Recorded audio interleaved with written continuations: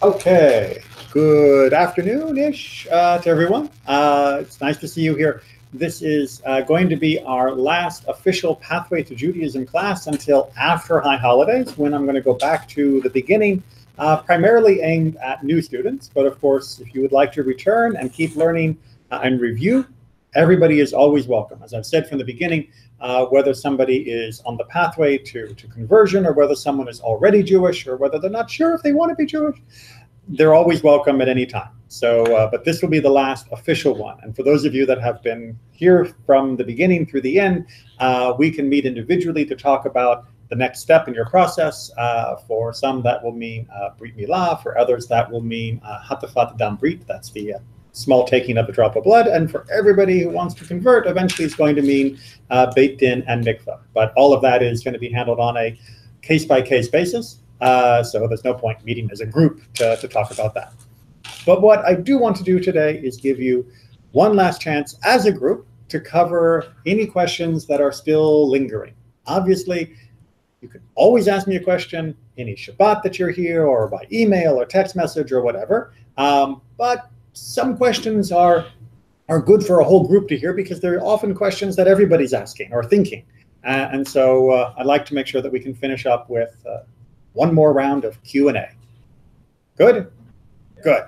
All right. Now, Yoel tried to sneak one in before we started, so I thought we'd take care of that one now, because it's a good terminology question, history question, and one of the ones that often gets very confusing. And that's the question about the Talmud and what we call the oral law. All right. Now, the term oral law is misleading, because oral means spoken. Well, we talk about everything, and we also write down everything. So what are we dealing with here? Well, we have to remember the Talmud is actually the end of a chain that goes back to the Mishnah, which itself goes back through many different steps to the early giving of the law, what we would call Torah.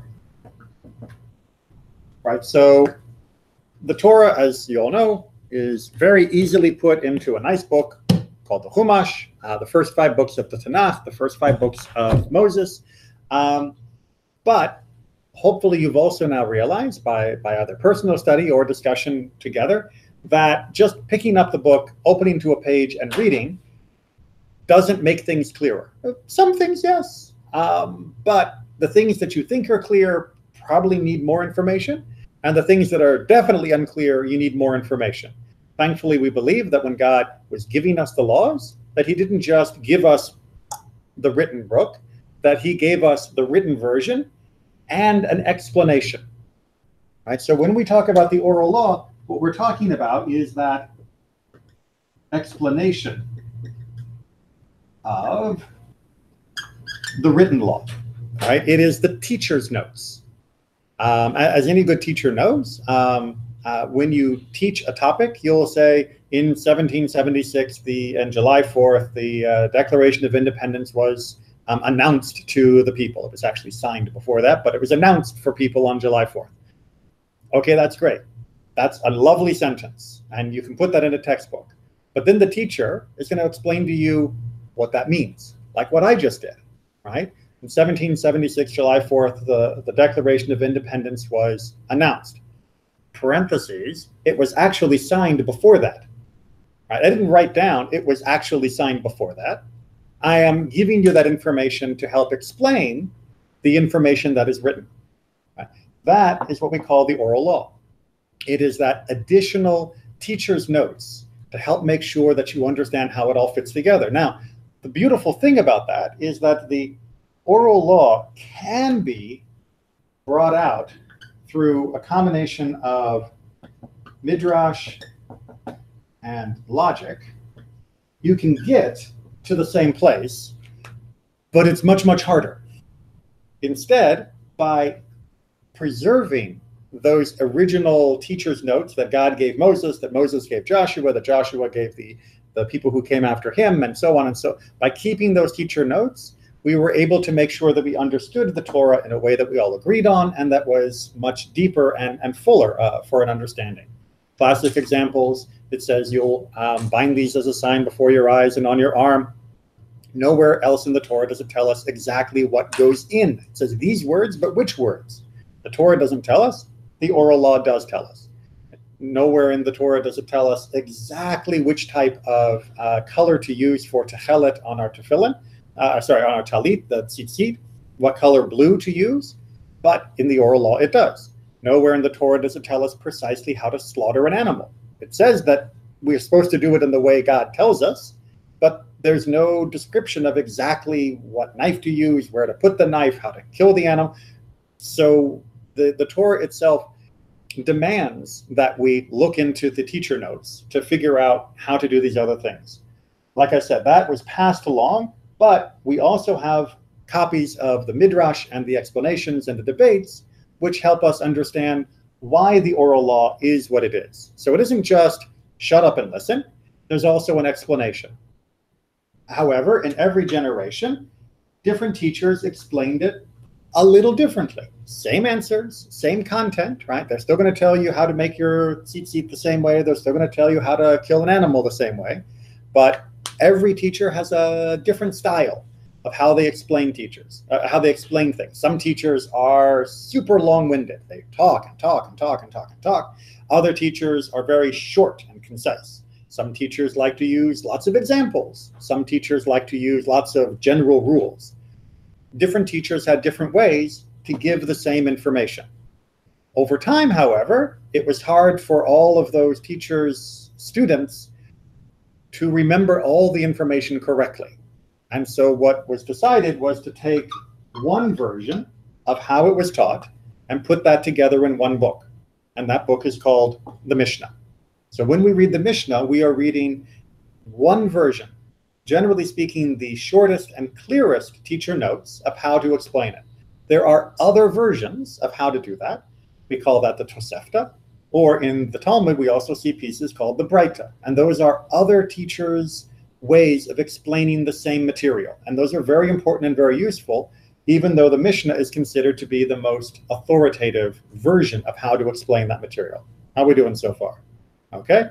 By the time we get to the Talmud, though, the Talmud asks the question, a lot of why questions and how questions, because the Mishnah, as those of you who have either come on my Wednesday Mishnah class or who have studied by yourself will know, the Mishnah is not always clear by itself, and it needs more explanation. The Mishnah wasn't supposed to be just a book that a person could read all by themselves. It was supposed to be a book that you would read to remind yourself of what your teacher had taught you.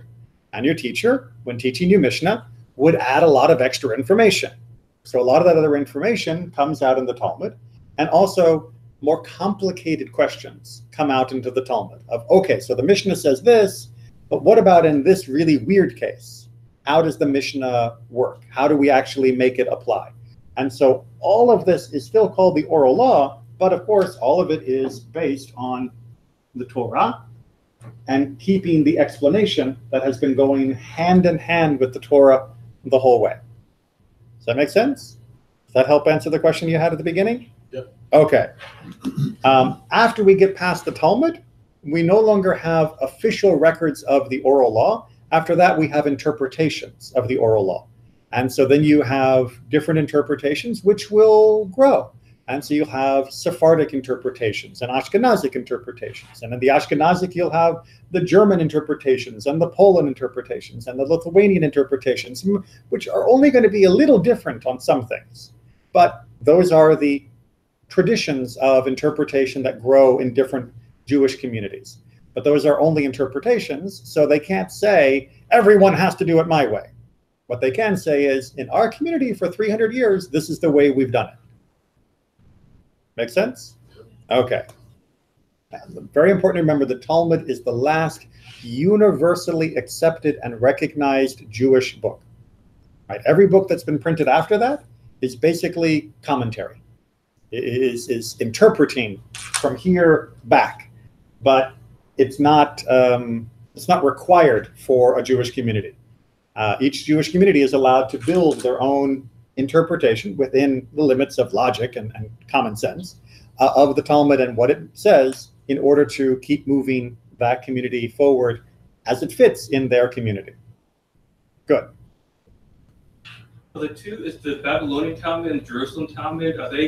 They're both authoritative, but are they both consistent? Yes-ish. So they're both authoritative, and that's helpful because sometimes the Jerusalem Talmud covers topics that the Babylonian doesn't. But the Babylonian Talmud is more refined because it came later, a couple hundred years after the Jerusalem Talmud. It had more time to investigate, analyze, and make clearer decisions. And so the Babylonian Talmud is considered more authoritative than the Jerusalem Talmud. But sometimes there are questions that the Jerusalem Talmud will answer that the Babylonian Talmud doesn't deal with, and so then we go back to it. Do they conflict ever or no? There are occasional texts which seem to be in opposition. Sometimes there seem to be contradictions between the texts. Oftentimes those can be reconciled, and indeed many later scholars will spend a lot of time looking at one text in the Jerusalem Talmud, one text in the Babylonian Talmud, and finding out that they're actually okay. They'll harmonize them, but sometimes, yes, there was a different opinion. And that opinion eventually lost when the Babylonian Talmud made its final opinion, because sometimes an opinion only lasts until someone is able to put it down and refute it. Good? Anything else on Talmud, Mishnah, Torah, as long as I got the chart up? Okay. Other questions?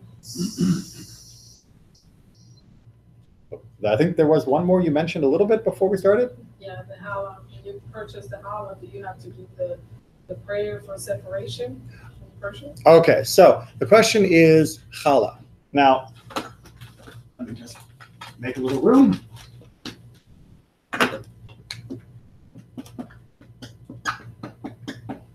Challah is a great word. Everybody thinks of challah first and foremost as the bread that we have on Shabbat.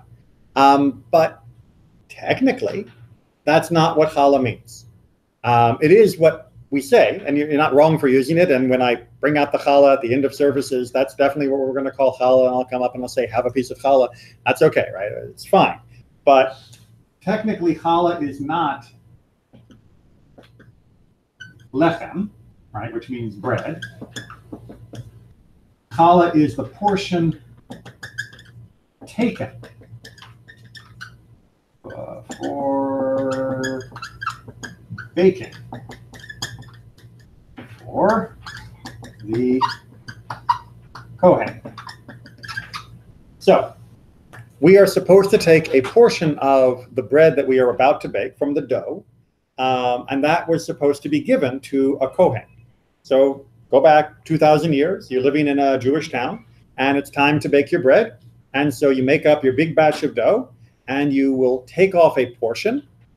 You'll take challah, and that portion you're going to go down the street and give to Mr. Cohen as his gift. Right? This was part of the way that we supported the Kohanim. Remember, they didn't have any farms. They didn't have any wheat of their own. They didn't have a way to make their own bread. So everybody gave them a piece of theirs, and now they would be able to survive and not starve to death, which is a good thing.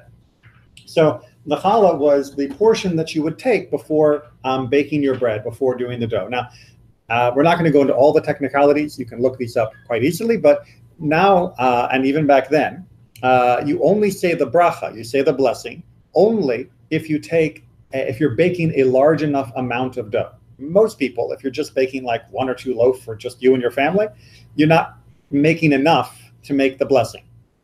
You still take a piece, and that piece is then still burnt and ruined because it doesn't belong to you and it doesn't belong to anyone else, and there's no way to just always give it to a Kohen around. So it's destroyed. So you're still taking it, but you don't say the blessing for it unless you're making a very big batch, right? If you're making challah for like the whole shul, then you take the piece and you say the blessing. And the threshold is argued about, but if you want, I can give you the numbers if you happen to be a big baker and want to know, okay, I'm going to bake, 15 pounds of challah, 15 pounds of dough, then we're talking, yeah, you're going to make a blessing. But the threshold is pretty high. So unless you're a big baker, you're not going to have to worry about the blessing.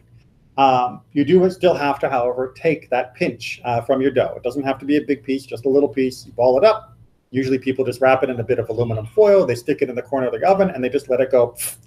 And then it's discarded. What happens, though, if you buy a loaf of challah, a loaf of bread, for Shabbat at the grocery store, and it's already pre-cooked?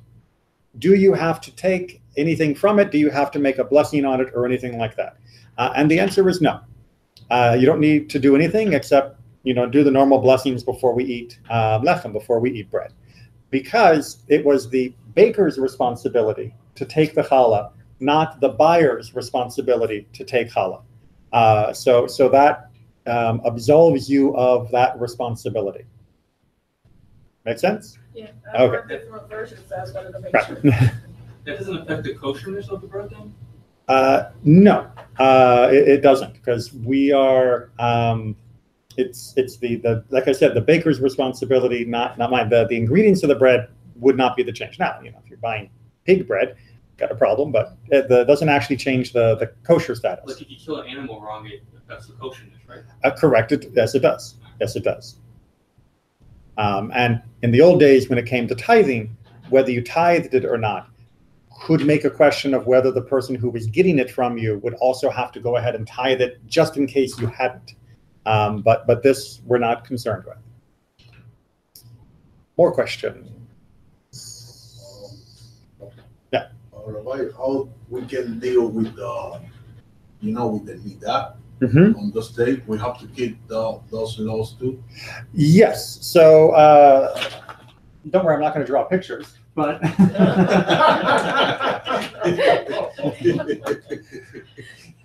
Okay, so nidah is often called taharat mishpacha, family purity, and nidah is the term that is used.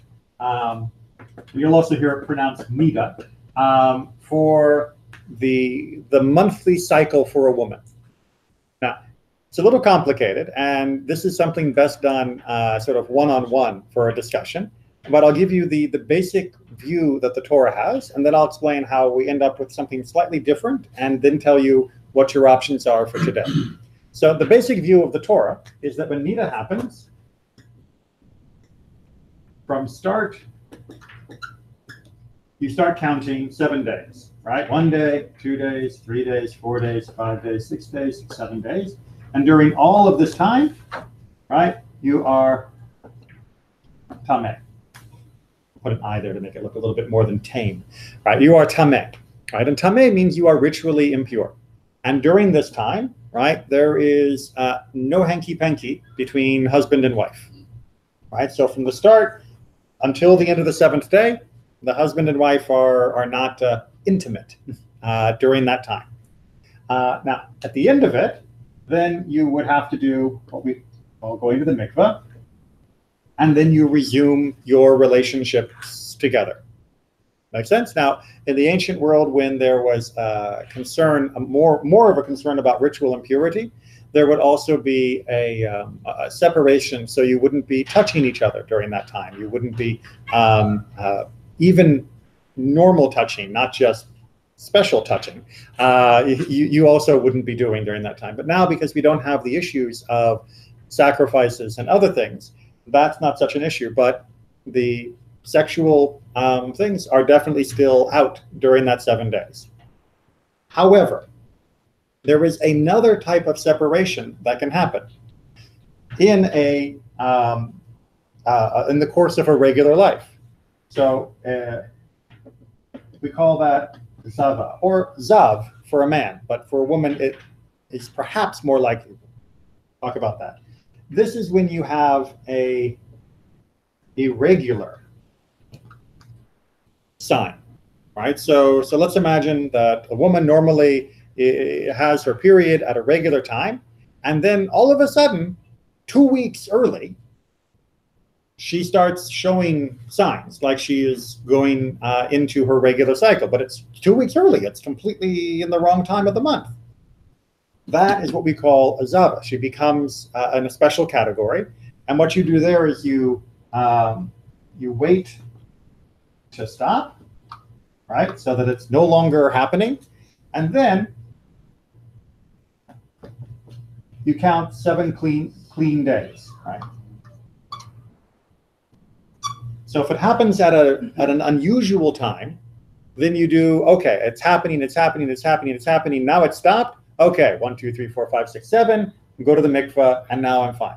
But that is for an unusual set of circumstances. Yes? I was just going to add something that I remember, that it had to go, okay, your menstruation, sometimes people go for 7 days, sometimes people go for 3, but it had to go at least 5. That's what was told to us. So you had to, even if it stopped at 3, we were told at 5 is when you can begin counting your 7 okay. So days. What happens, or what happened, I should say, historically, about 1,500 years ago-ish, was that there was a community where, according to the Talmud, because we don't have the women's notes, but according to the rabbi who lived in that community, he said, these women have decided to be stringent upon themselves. And rather than saying it's regular, count 7, go to the mikveh, they treat every period, every month, as though it was an irregular one. And that means they count the number of days that is actually happening, and only after that stops do they start counting 7 clean days. What has happened since then is communities have joined in that stringency. And so that's sort of become normal in many communities. And in fact, it became so normal that in some communities, they even make sure that even if you stopped early, you still have to add extra because it was irregular, but now it's become regular. And so and you end up with like at least a minimum of 12 days of separation. Now, I'm not saying that that's wrong. That's been the normal practice in many, many communities for a long time, roughly 1,000 years. However, in the conservative movement, the Rabbinical Assembly website, rabbinicalassembly.org, you can go and there's wonderful discussions of all of this topic in much more detail, has said, although the stringency was accepted by some communities, there's no reason to believe that it applies to all communities. That the Torah is clear enough that if it is a regular monthly cycle, that you should count 7 days from the start. And maybe you are having signs here. Maybe you have signs all the way to there. Maybe you have signs almost all the way to there. But when 7 days are done, assuming that it stopped, you go to the mikveh and you're done. You don't need to count after the end of it. You do need that 7-day period, right? That 7-day period is still mandatory. But that is the way that it is handled in most conservative opinions today. Like I said, if you go to rabbinicalassembly.org, there are long essays to vote that go into much more detail of the history of how this worked and why it changed to make every regular period treated like an irregular period. But the final conclusion for most conservative rabbis is to say that we should be using this cycle rather than that. In my opinion, that's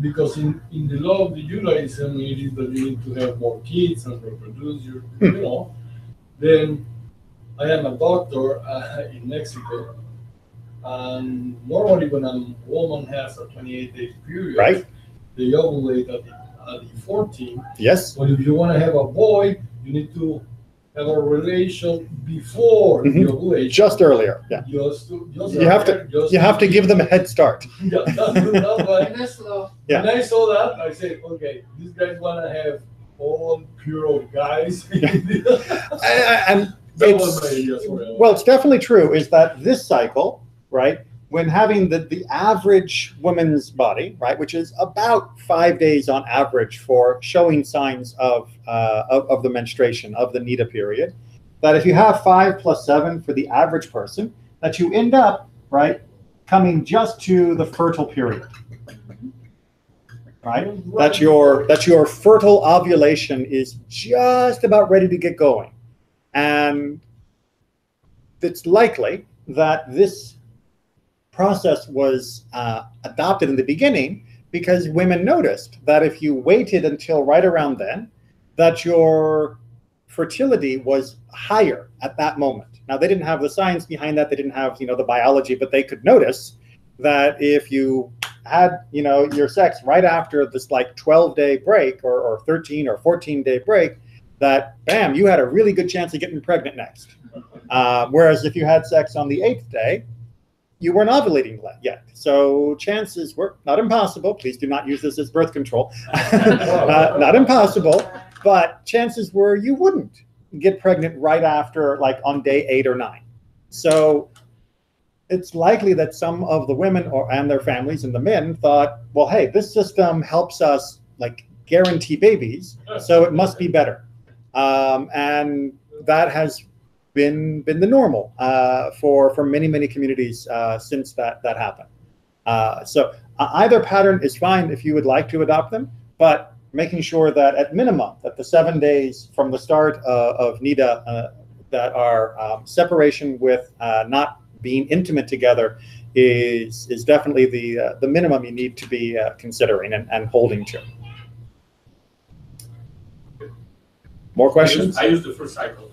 This one. Why prolong the process, right? Well, to be on that side, both cycles really have encouraged something very special in a Jewish family, in a Jewish relationship, which is that we take a break from intimacy with our spouses. And that may sound like, well, I don't want to take a break. But there is something to be said for the passion that builds up during the break that allows you to be together again as though you hadn't been together for a while, right? It's like when somebody has to go on a business trip and then they come back, a week and a half later, it's like, you got to hug them, you hug them harder, you kiss them harder and everything else. There is more enthusiasm, more excitement, more passion and joy. And Judaism believes that, husband and wife together should enjoy the act of being together intimately. And having a separation helps protect that joy, helps protect that enthusiasm, because you don't take it for granted. You don't treat it like it's just, like a water faucet. It's always there whenever I need it. Right? This makes sure that it's more a nice bottle of whiskey or a nice bottle of wine. You don't have it every day, right? You gotta wait for it, and when you wait for it, you appreciate it a little better. Make sense? Okay. Other questions on this or other topics? Well, just with that, along with that, the way they have it though, some places, some communities, is that there's like so much separation during that period of time. Where, yes. Okay, so you can't be in the same rooms. Okay. I've never heard not in the same room. Well, you can't sleep in the same room. Oh yeah. So okay? yes. So you can't sleep in the same room because your animal instincts are gonna come over you. Okay. At the table, you cannot even pass a drink to your spouse. Okay? Yes. There's no touching whatsoever. And then I asked the rabbi, I was like, what can happen here? And then he says, well, we have tendencies, and one thing can lead to another. And I said, just by at dinner. And I'm thinking, just by me giving him a glass. Right. Now, what I will say is the Talmud does talk about like not washing each other's feet. Right. That was a standard act. Right. You'd come home and you'd be tired and you'd been out in the dust and all of that. Remember, everybody only wore sandals. And one of the things you would do would be to wash your feet off. Washing someone else's feet for a spouse was considered to be a very stimulating experience, right? That was that contact was something that could lead to something else. Now, passing a salt shaker, not the kind of thing that gets the blood pumping. Right. But washing the feet or doing other things could. And indeed, when the Talmud talks about some of the things that we don't do during the period, what they are describing are things that easily are openings to passion. They're not talking about, handing someone the mail. Here, there's some bills. Can you pay? This is not exactly the beginning of, hey, let's go to the bedroom. And so, yes, making sure that you're not doing something that is pushing up to the line, right? So you don't want to start, putting on the soft romantic music and the candlelight dinner and the beautiful wine, and then say, oh, but we can't. Because once you get in that mood, you may have a hard time resisting. But the Talmud is very clear that we do trust people to be alone with each other. That we don't demand that husbands and wives separate, and go and live in different buildings during this time period, because they should be trusted to be able to restrain themselves for a little bit of time. And if we trust them for that, we should trust them for that, and not have to, put cameras in everybody's bedrooms to make sure they're staying separate, which would be creepy in whole other ways. Paula, I think did you look like you were about to ask? Well, I was reading something in my book of praying that says for Friday, it says preparing the eruv. The eruv. Excellent question, and one that doesn't really matter here in Florida, but if you move to some other country, some other cities, it might. Right? Some parts of Florida it does. Let me put it. Doesn't really matter for us here in Orlando. Okay. Yes. If you go down south, the eruv is a very important thing. Okay. So those are houses. Right? I'm not an artist. On Shabbat, as you know, there are many forms of melacha, of labor, that are prohibited, that we don't do. Right? We don't light fires, we don't write, and we don't cook, and all of those things that we talked about before. Right? Good. One of them is transfer. One of them is called transferring an item from one domain to another domain. So on Shabbat, for example, if I have a book that I borrowed from you, and the book is in my house, I can't take the book out of my house, walk down the street, and put it into your house. I can't do that on Shabbat. Do it on Sunday, no problem. Do it on Friday, no problem. But on Shabbat, we can't transfer the item from one domain to another domain. That's a form of work, according to Jewish law. However, this is about a domain. What happens if I have a book in my living room and I want to take the book to my dining room? Is that okay? Yes, absolutely. No problem. Take your book upstairs, take your book downstairs, take your book onto the back patio. You're doing fine. But from here to here is not okay. So what did the rabbi say? The rabbi said, so if I can move a book around my house, but I can't move a book to your house, if I can move it around my property, but I can't move it to your property, if we combine our property, then it's like one big house. So that if we make a fence around all of our property, then it's shared. And I can move stuff around my property, which means I can move something from my house to your house, or from your house to Bob's house, or whatever I need to do. So the idea is, if you build a fence around our houses, now I can transfer, okay. That fence is what we call the eruv, because it literally comes from the word for mixing, for blending something together. Because here we are blending two domains to make one domain. Interesting little note, eruv also is the word for evening, because it is a blend, it is a mix between night and day, right? It is the edge where they touch. Erev, well, in English, like Erev Shabbat, right? E-R-E-V in the English spelling, because it's a mix of light and dark. And this is a mix of different domains. Except what you do is you don't just mix two houses, you mix the town or part of a town by depending upon where you make your fence. Now, you've probably been to places down south, or maybe you've been to parts in New York or New Jersey, or even in Baltimore, where I lived for 4 years. And maybe you didn't notice, but there were walls around whole sections of the town. Did you notice the big walls? No. There's not actually a wall around a big chunk of Baltimore. What there is a string, a wire, a cable that goes from telephone pole to telephone pole to telephone pole, or a long part of like a freeway, and that string is the fence. Because in Judaism, a fence doesn't have to be a wall. a fence has to mark continuously, not broken, right? Continuously the area. So, if you were going to go out and run a bunch of strings around, your neighborhood, you could make an eruv in your neighborhood.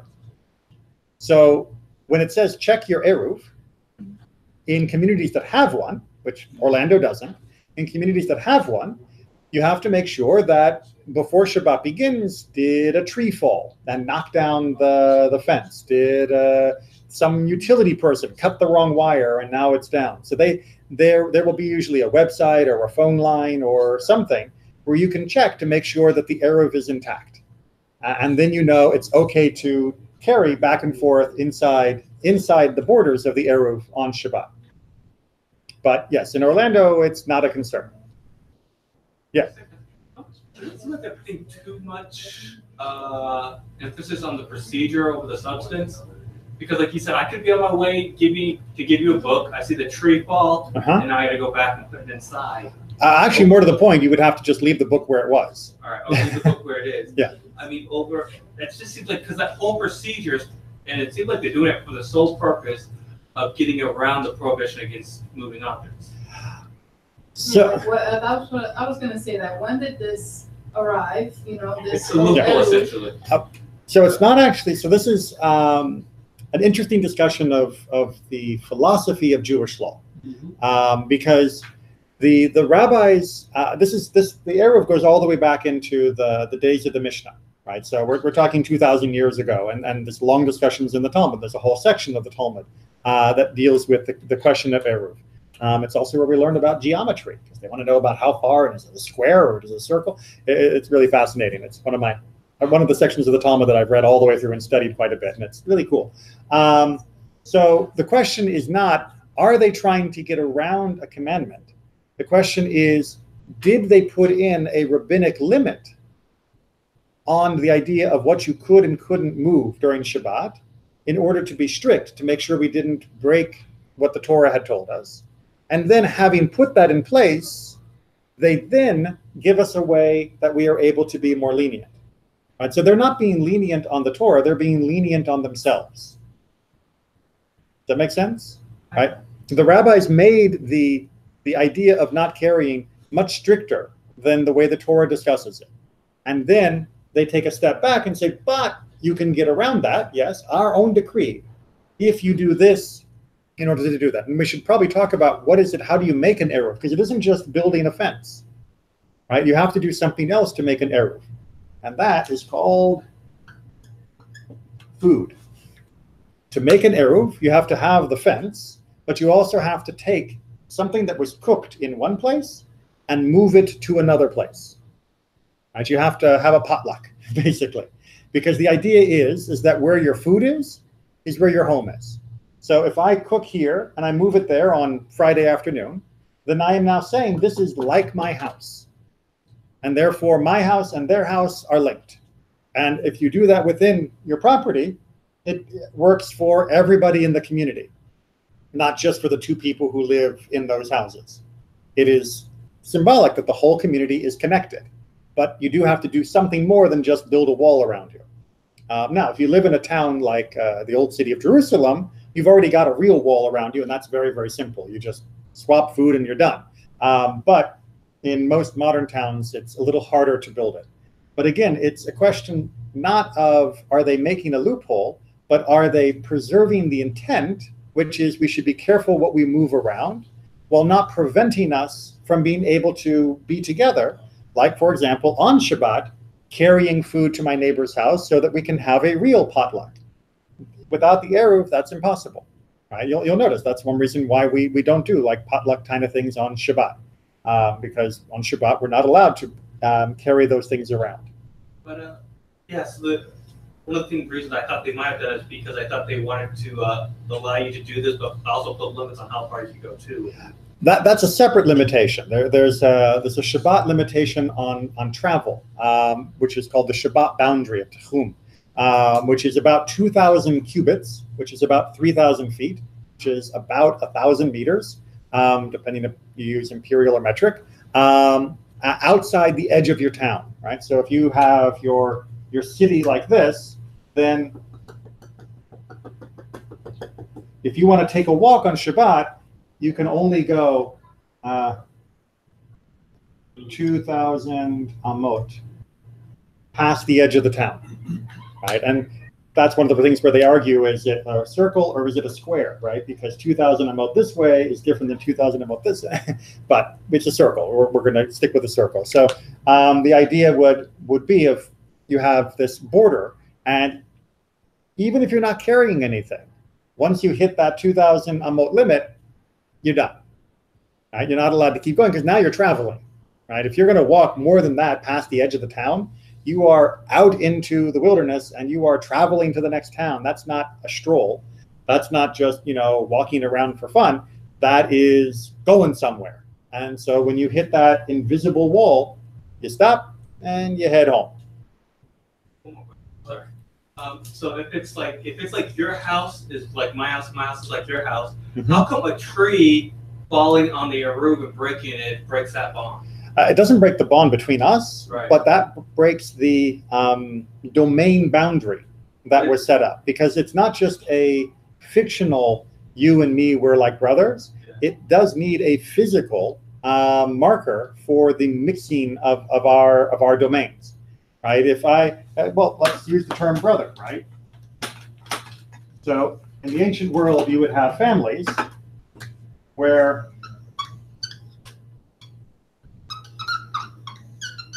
you would have a gate, and then there'd be a yard, and then you would have houses built off the yard, or almost like apartments. And so then there'd be like, family A and family B and family D, and they would be in different houses. Now, because this is a wall all the way around the outside, family A can take something over to family B can take something over to family D. If there's someone else who lives over here, he's outside, you would have to leave, go over, and that wouldn't work. If you want to make him part of your family, you're going to have to build something that says he's actually part of our family. It's not just enough to say we like you so much. You've got to show it. You got to build it to make that connection. But if one wall falls, that doesn't. It's like I'm saying if you and I, we are close by and we consider each other like a family. Imagine that one of your front wall of your house comes down. Yeah. Are you going to be able to live there? But that's exactly what they need to repair it for. I would say it seems like there's a procedural thing, the wall, which I agree you should do, but for whatever happened, you shouldn't alienate somebody for like a tree falling. But you're not alienating the person. You're observing the mitzvah.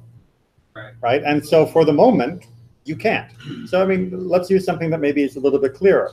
Kashrut, right? I go over to my friend's house and we're going to have dinner. And right before dinner happens, he accidentally pours milk all over the steak, right? And I can't eat it now. Am I alienating him because I won't eat it because it was just a mistake? Well, I hope that my friend would understand that I'm not saying anything about him. But what I'm saying is that it's a mitzvah for me not to eat the steak that's covered in milk. And it has nothing to do with him, nothing to do with me. It just has to do with the mitzvah. And as soon as we get that cleaned up, or another steak out, then it's time for dinner and we're good. So the same thing happened here. And it's a good reminder that in Judaism, it's not a conflict between the physical, the procedural, the legal, and the spiritual. Right? The two work together. And in fact, you can't have one without the other. Those who try to go only down the spiritual road end up drifting off in any direction because they have no structure for actually making their spirit real in the world. And those who only focus on the legal, the ritual, the physical, without thinking about the spirit, without letting it move them in some spiritual way, they end up just being, usually not very happy and completely unfulfilled in doing all of the commandments, even though they're doing the commandments, because they lack the real connection that they are supposed to be getting from this. Hold on, let's just see if we got. I don't want to make this too much of a dialogue. Let's make sure we get time for other questions. To me, I don't see a big deal on this. I think of what you just said, the spiritual and the physical come together. To me, I think it's more kavanah. Right. Nobody's looking at me if I'm moving a book from one house to another. Of course. You know, it's just me. If I'm like, let's say I want to go to Louis' house on Shabbat Right. to talk about Torah and to spend a nice days together, you know.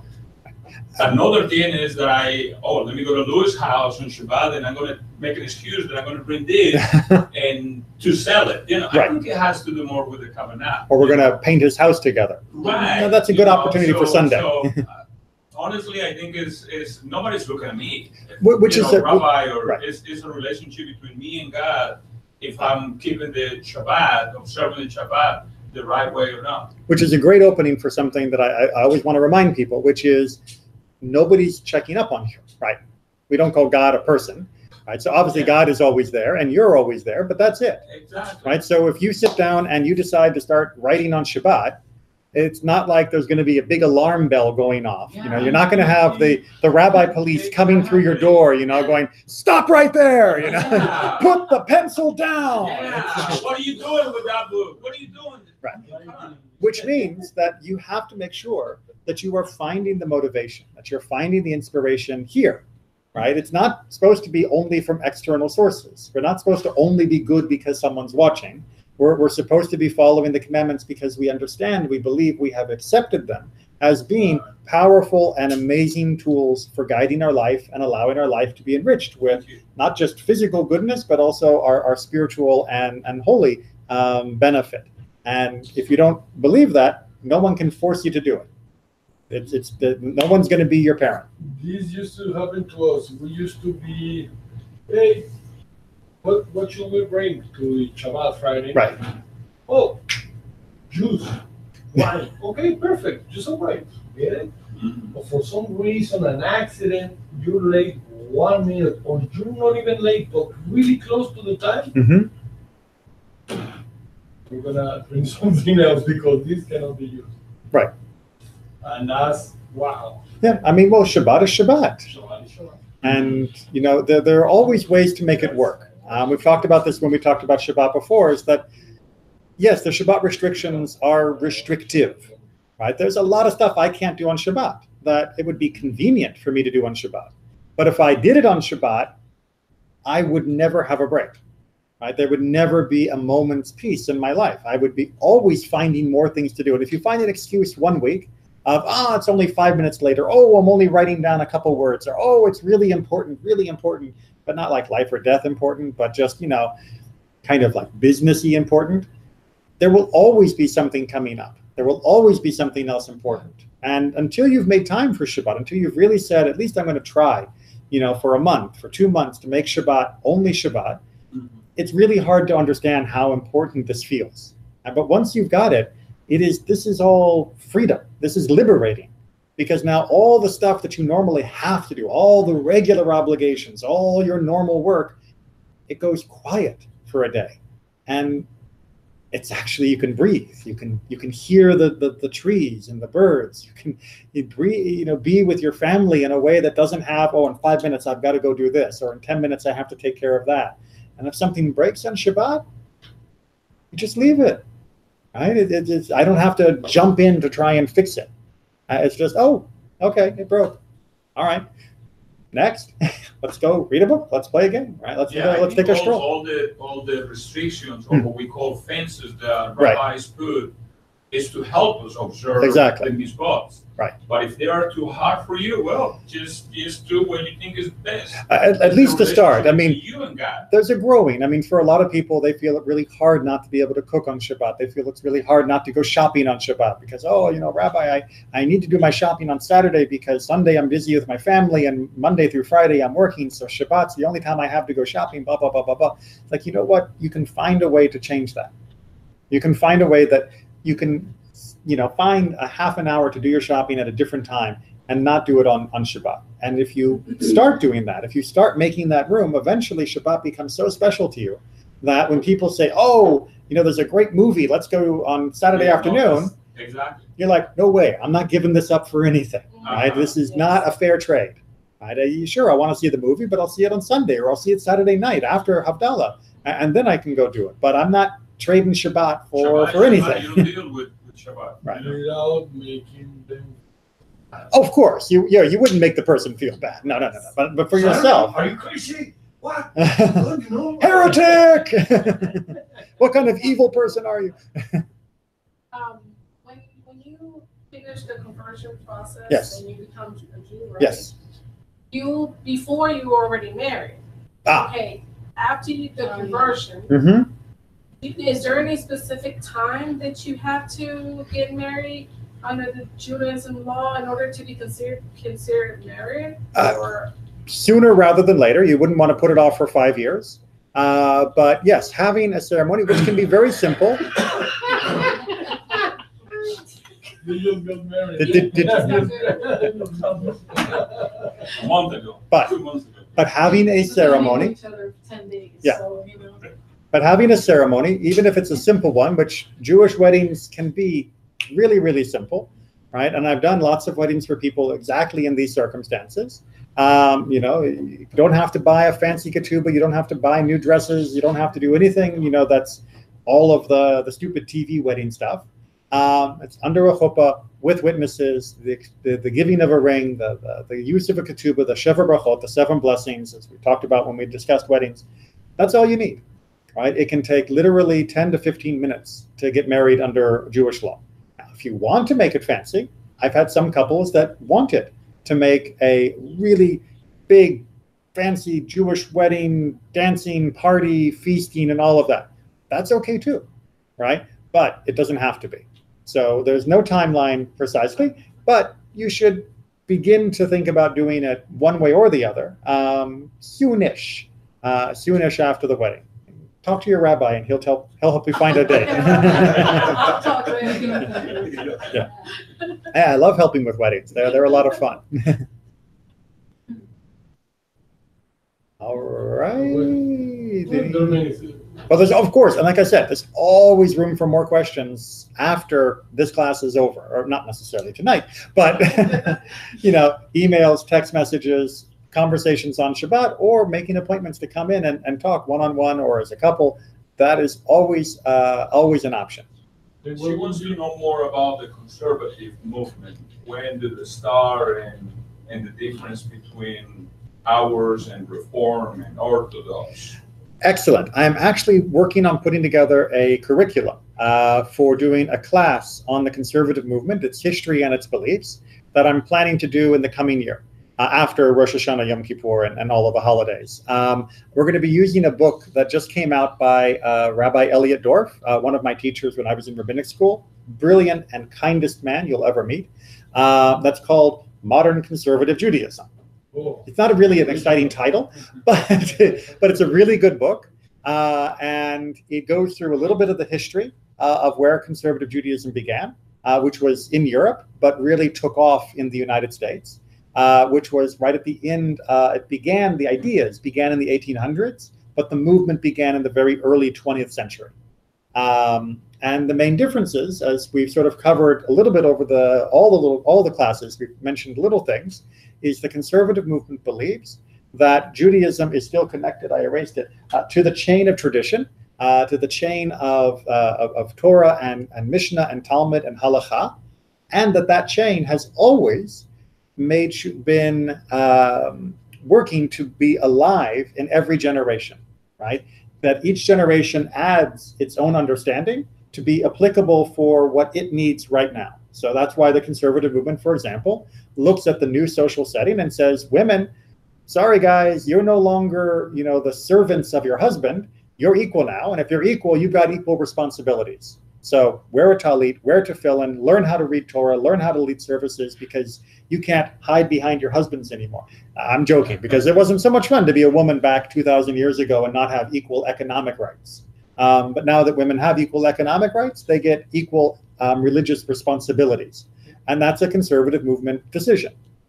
The Orthodox aren't going to say, okay, for that, because for them, that's a change. And they have decided that any change that is opening towards more possibilities is prohibited. They don't mind changes that take away possibilities, but that's a whole nother conversation. And the Reform movement says it doesn't matter what the community thinks. What matters is what the individual thinks.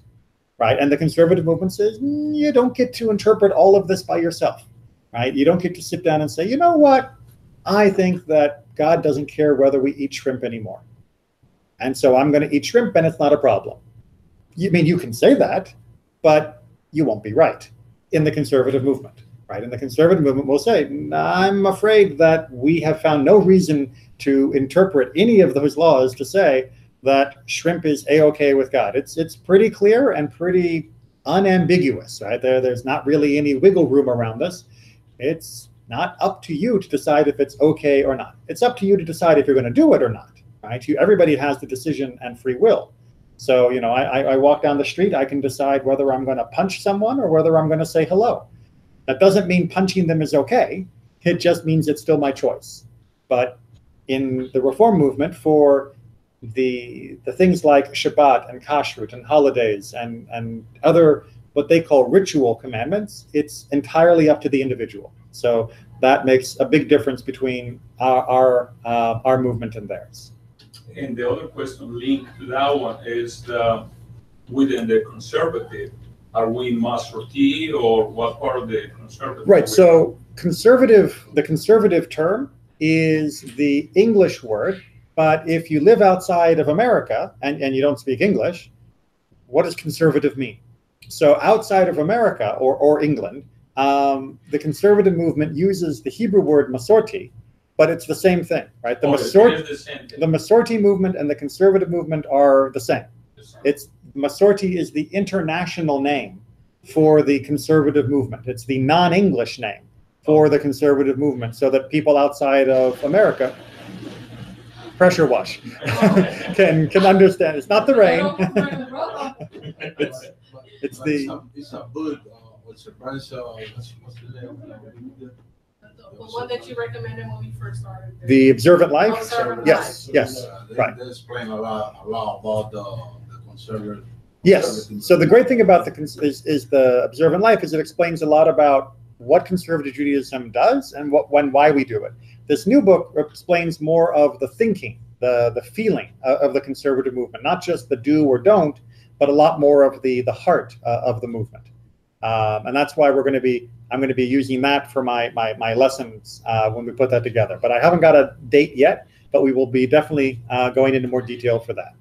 I got Nathan is giving me a book they call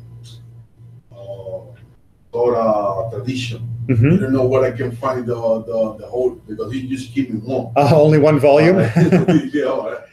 If you send me a picture of the title page, Yeah. then I can look around and see some of the bookstores that I know, and if I can find you other copies, I'll let you know. Yeah, but the term Torah tradition is a little general, because those two words will be in a lot of titles of many books. And the conservative starts in America or Europe, or What's that? Where did they start the conservative movement? In America? So the philosophy began in Europe. The thinking began in Europe, but there was so much fighting between the Orthodox and Reform in Europe that it was hard for a different group to get any attention. And so many of the ideas felt more at home in the American setting.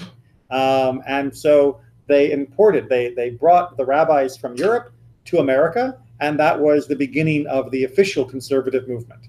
And so it was sort of begun by American people with European rabbis that then created this whole style of Judaism, which, again, in my opinion, obviously, ask an Orthodox rabbi, Reform rabbi, you get a different opinion. But in my opinion, the conservative movement is the best reflection of the natural way Judaism existed before all of the Enlightenment stuff, right? Before Napoleon kicked down the walls, and before we had the emancipation, before we had the Haskalah, and before everything else happened. This was what was Judaism. We followed the tradition, we followed halakha, and each community's rabbi and community would have to make little adjustments here and there, depending upon what their community needed, but staying within the walls of halakha. And that was always the natural, organic way that Judaism continued to be alive and relevant for every community. After all of the Enlightenment stuff and all the things that happened in the 1800s, it was much more, there was too much change going on. And a lot of change went this way, and then a lot of people ran away from that to a different direction. And the conservative movement has tried to say, whoa, whoa, whoa, we don't have to run. We just need to take it slow, keep what we've got, but yes, recognize that we're living in the 20th and 21st century, and that some things need to be thought over again because there are different circumstances. Is that because the conservatives put a higher priority on the exposition or the reasoning than the Orthodox might have a more statutory interpretation? Right. Remember, Orthodoxy began as a reaction to the Reform movement. Right? Orthodoxy didn't begin as a philosophy about how do you do Judaism.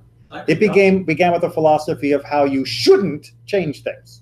And so it naturally was what we would call a reactionary movement. The same thing happened in other religions, right? You had the Catholic, you had the Reformation, and then you had the Counter-Reformation, right? So you had Martin Luther go off and do the Protestant thing, and then you had a big reaction in the Catholic Church against what Martin Luther was doing.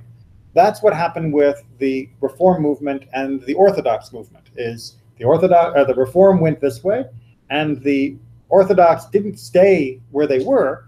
They went that way to oppose what had happened among the Reforms.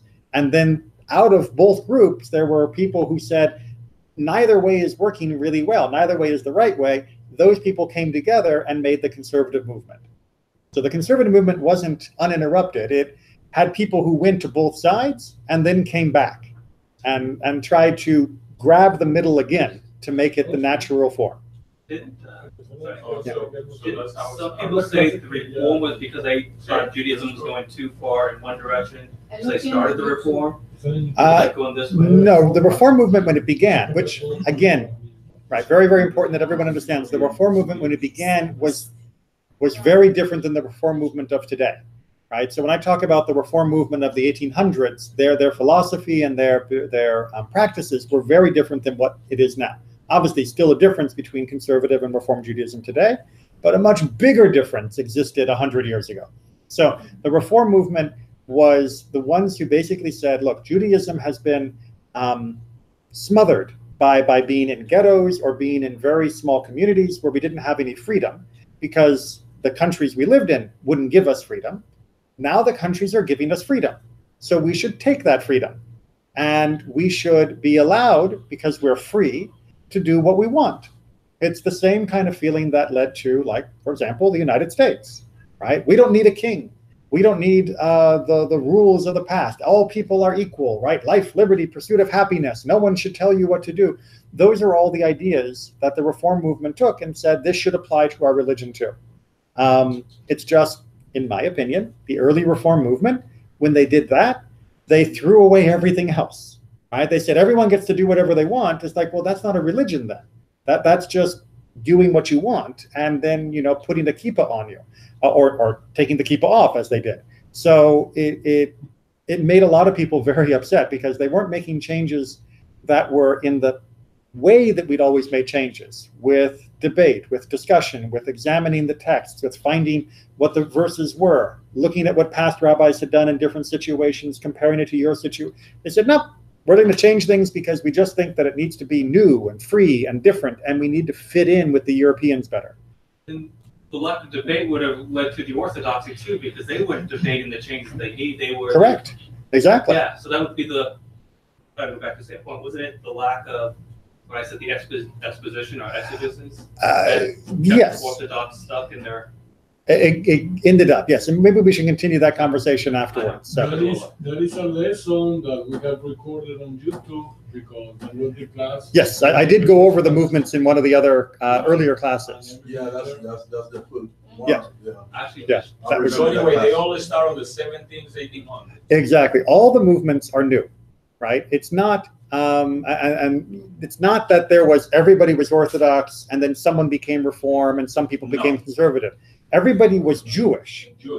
And then the Enlightenment happened and everything got thrown in different directions, right? Not just ours, but all religions, right? We're like, whoa, okay, right? We're doing all sorts of new stuff now. And after not after, but as the Enlightenment continued, you had different answers to how to live. And you had the Reform go this way. And then you had the Orthodox, the people who became Orthodox said, we really don't like what they're doing. So we need to build a religion, a style of Judaism that will prevent what they're doing from happening. not that will preserve Judaism, but will prevent that. It was very much an anti this movement. And then you had the conservative movement who said, we need to be anti both of them, right? We don't want to be that and we don't want to be that. So we need to find a different path that we think best represents what Judaism has been. And we're still arguing about what's best. And I'm very happy that there are different types of Judaism out there, because I'm not so arrogant to think that I know what's best for every Jew in the world. And it could be that some Orthodox ideas are right and some Reform right and some conservative are right. And if we can learn from everyone and find the right path, then we are all better off. Whereas if we throw rocks at each other, that's just not so good. Okay, we'll leave it there on that positive note of not throwing rocks. One really easy fast question. Yes. Based on the last lesson that you